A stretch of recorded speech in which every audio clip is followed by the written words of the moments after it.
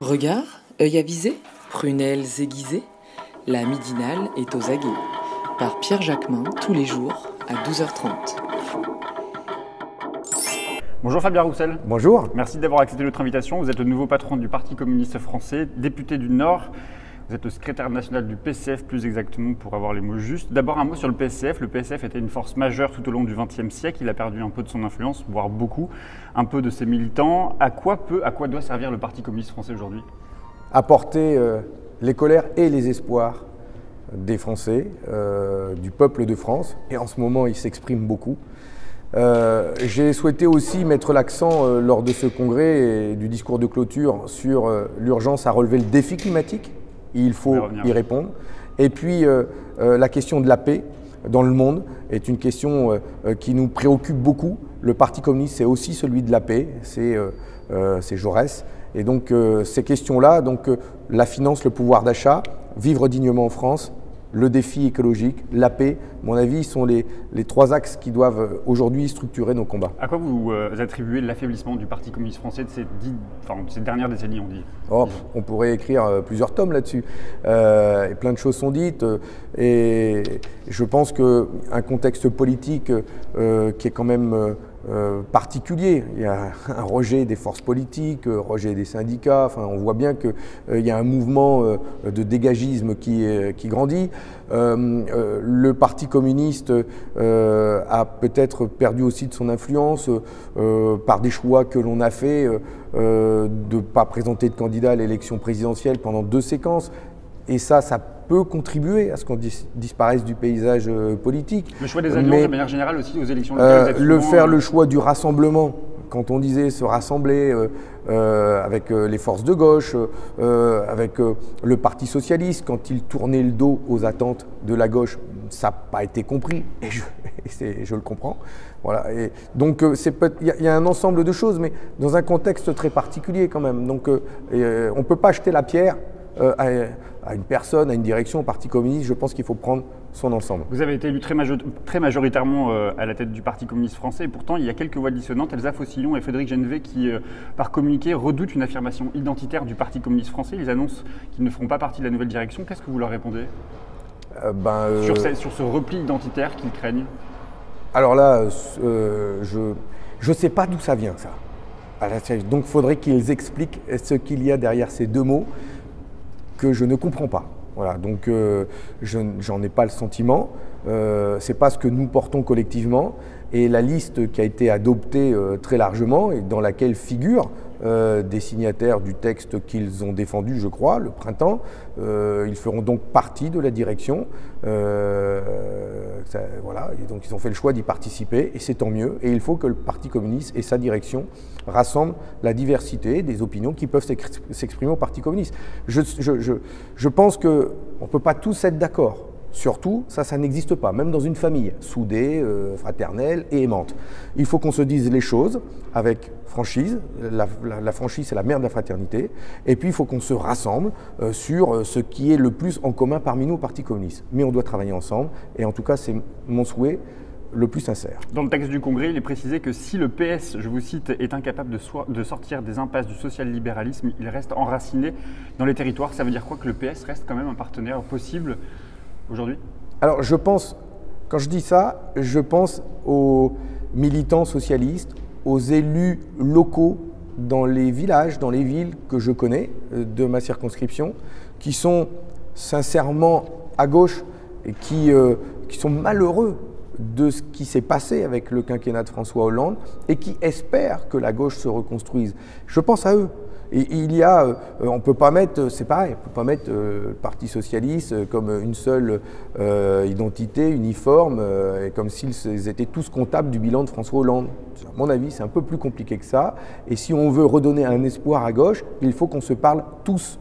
Que ce soit avec les militants socialistes, que ce soit avec les militants insoumis, que ce soit avec les militants écologistes, on a besoin un petit peu de se serrer les coudes.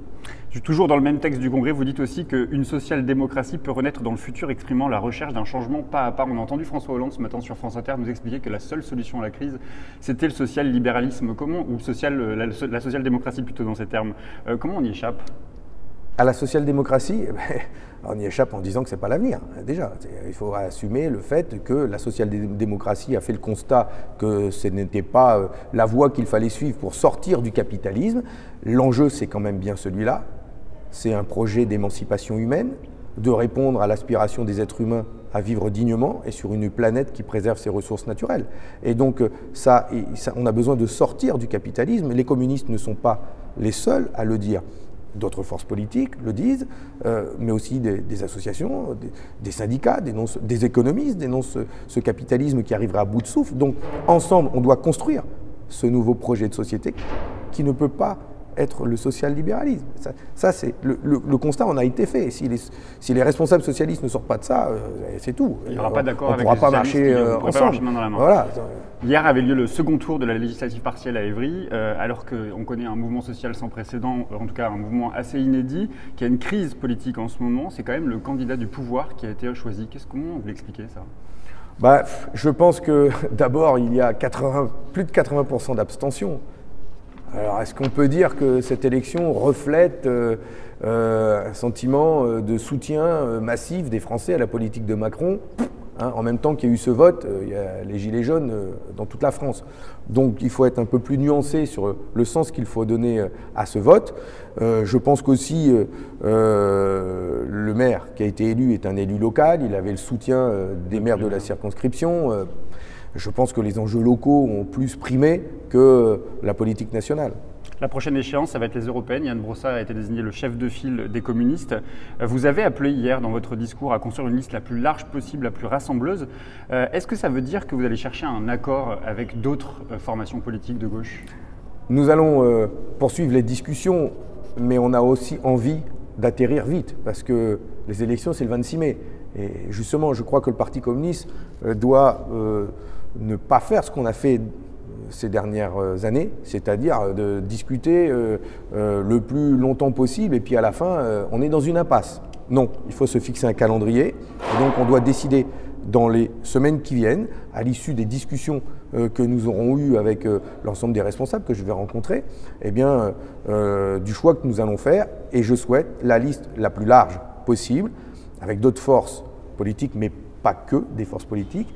Et je souhaite aussi que Yann Brossat puisse conduire cette liste. Ça veut dire que vous excluez l'hypothèse d'un accord où Yann Brossat serait derrière un candidat de Génération, derrière un candidat de Place Publique par exemple ? Je pense que Yann Brossat fait aujourd'hui la démonstration qu'il peut conduire cette liste en respectant l'ensemble des forces qui accepteraient d'y participer sur la base d'un discours fort et clair sur la question des traités européens, parce que c'est quand même le fond qui doit primer plutôt que la tête ou la forme. Et je pense que Yann peut conduire cette liste et montrer qu'il respectera l'ensemble des forces. Donc, ça veut dire que c'est un préalable justement à tout accord. C'est ça que, avec lui, nous allons défendre, mais c'est aussi ce que les communistes ont exprimé pendant ce congrès majoritairement et qu'il faut entendre.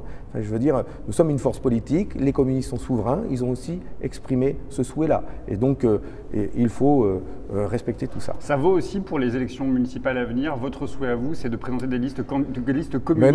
Mais non, ça c'est de la caricature, ça me fait rire quand on dit ça, on n'a jamais fait ça. Dans notre histoire. Dans notre histoire, nous n'avons jamais fait ça. De la naissance du Parti communiste jusqu'à maintenant, non. Oui, l'élection municipale. Il faut tenir les leçons aussi des échecs du passé. Mais les élections municipales, c'est pour moi la plus belle des élections. Pour la commune, qui est vraiment la commune est à préserver, elles sont menacées aujourd'hui nos communes. L'élection municipale, c'est la plus belle des élections qui permet les rassemblements les plus proches des aspirations de nos concitoyens. Et donc, on ne regarde pas forcément les étiquettes, on regarde si telle ou telle personne porte bien, représente bien telle rue, tel quartier quand c'est un village, et si la liste porte bien les attentes qui s'expriment dans la ville ou dans le village. Ce n'est pas la même chose à Dunkerque ou à Paris, ce n'est pas la même chose dans un village ou à Lille. Et donc, vous voyez, il faut tenir compte des aspirations locales et vraiment construire une liste au municipal, il faut être à l'aise là-dedans. Il faut être en capacité de travailler avec ceux qui portent véritablement les besoins, de la population d'une commune. Et la France Insoumise, quel est votre regard sur le mouvement de Jean-Luc Mélenchon? Quel va être votre positionnement? Quel va être le type de relation que vous allez vouloir nouer avec la France Insoumise de Jean-Luc Mélenchon? D'abord Jean-Luc et puis les députés de la France Insoumise, on se côtoie beaucoup à l'Assemblée nationale, on discute, on échange.